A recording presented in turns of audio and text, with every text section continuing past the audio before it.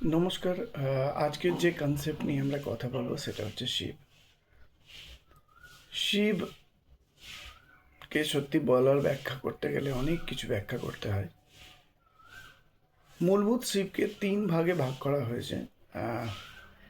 শিবকে যদি আমরা তিন ভাগে ভাগ করি তাহলে প্রথম যে শিবের চিন্তাধারা এসেছিল, যেটা শিব পুরাণ অনুসারে, সেই শিবটা হচ্ছে সব। সেখানে শক্তির কোনো বর্ণনা নেই। এখানে শিবের রং হালকা হলুদ, এবং এখানে শিব সবের মতো শুয়ে আছেন নিরাকার। কোনো তার মধ্যে শক্তি নেই, সবের মতো শুয়ে আছে।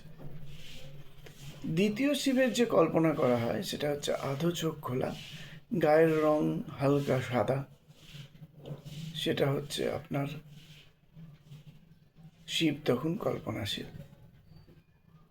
আর তৃতীয় যেটা শিব সম্পূর্ণভাবে চোখ খোলা এবং বুকের ওপর মা কালী দাঁড়িয়ে আছে, তখন শিব জাগ্রত। তখন শক্তির আবির্ভাব হয়েছে। এ তো গেল আপনার শিবের উৎপত্তি বা শিবের ব্যাপারে।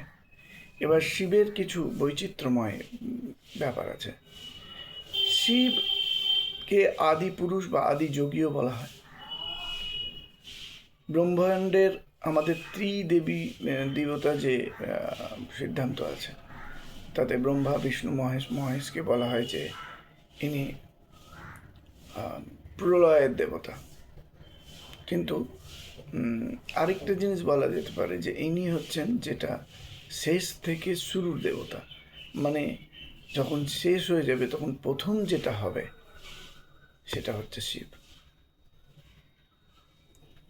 শিবকে যদি আমরা মানুষের জীবনে চিন্তা করি, তো মানুষের জীবনেও তিনটে বিচারধারা আসে বেদান্ত অনুসারে। প্রথম যে চিন্তাধারাটা মানুষের আসে সেটা হচ্ছে, এটা শঙ্করাচার্যেরই কথা, প্রথম যে চিন্তাধারাটা আছে যে মানুষের জীবনে রোজ তিনটে জিনিস ঘটে যায়।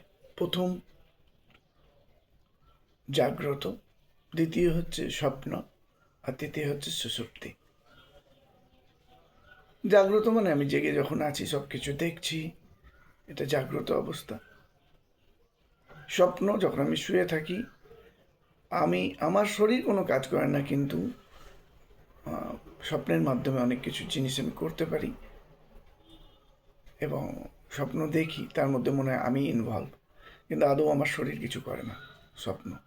আর সুষুপ্তি হচ্ছে এমন একটা অবস্থা যে সময় মানুষ সমাধিস্থ হয়ে যায়। মানে এমন একটা পজিশন যে সময় না স্বপ্ন আসে, খুব গভীর ঘুম, যে সময় কোনো স্বপ্ন আসে না, মানুষ সেই সময় সমাধিস্থ হয়ে যায়।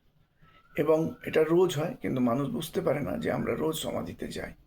কারণ যখন যেদিন আপনার দেখবেন সম্পূর্ণভাবে কোনো স্বপ্ন আসছে না এবং আপনি ঘুমিয়ে রয়েছেন এবং সকালে উঠে খুব ফ্রেশ লাগবে, জানবেন আপনি সেদিনকে সমাধি থেকে ফিরে এসেছেন।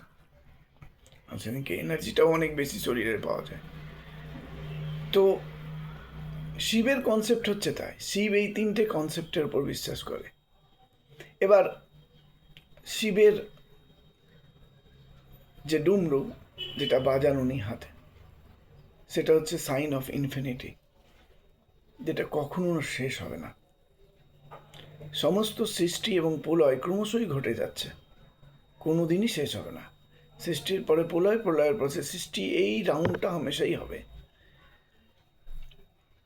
তারপরে যে ত্রিশূল, ত্রিশূলটা হচ্ছে তিন গুণের প্রতীক, সত্য, রজ আর তম।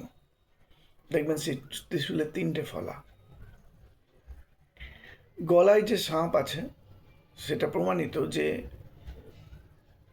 সাপের এত বিষ, তবু সে নিতিয়ে শিবের গলায় জড়িয়ে আছে, তার মানে সে নিজের অহংকার ত্যাগ করেছে। এত শক্তি থাকা সত্ত্বেও সে নিজের অহংকার ত্যাগ করেছে। মাথায় চন্দ্রমা, চন্দ্রমা হচ্ছে নিজের মান সম্মানের প্রতীক।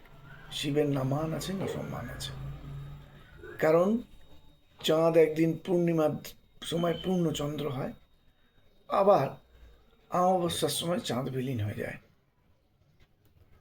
শিবের মাথায় যে চাঁদটা আছে সেটা অর্ধচন্দ্রকার, না মান না সম্মান, দুটো সমসাময়িকভাবে চলে, আর দুটোরই কোনো চিন্তা উনি করেন না। শিব নিজের জীবনে পার্বতীকে 108টা তন্ত্র দিয়েছিলেন, তন্ত্রের বিধি পড়েছিলেন। বেসিক্যালি হিন্দু ধর্মশাস্ত্র অনুসারে তন্ত্রকে যারা অনেকে ভুলভালভাবে ব্যাখ্যা করে, কিন্তু তন্ত্র কিন্তু একটা বিজ্ঞান, সেটা আমি পরে বলবো তন্ত্র কিভাবে বিজ্ঞান।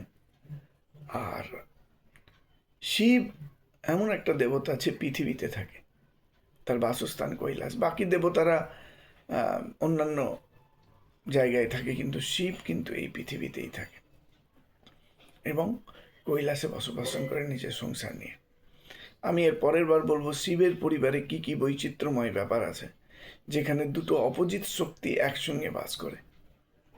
এবং শিবলিঙ্গের ব্যাপারে বলবো শিবলিঙ্গ কি জিনিস, কি পাওয়ার হাউস, এটা কোথা থেকে এসছে, এনার্জিটা কি, এই স্রোতের ব্যাপারে বলবো।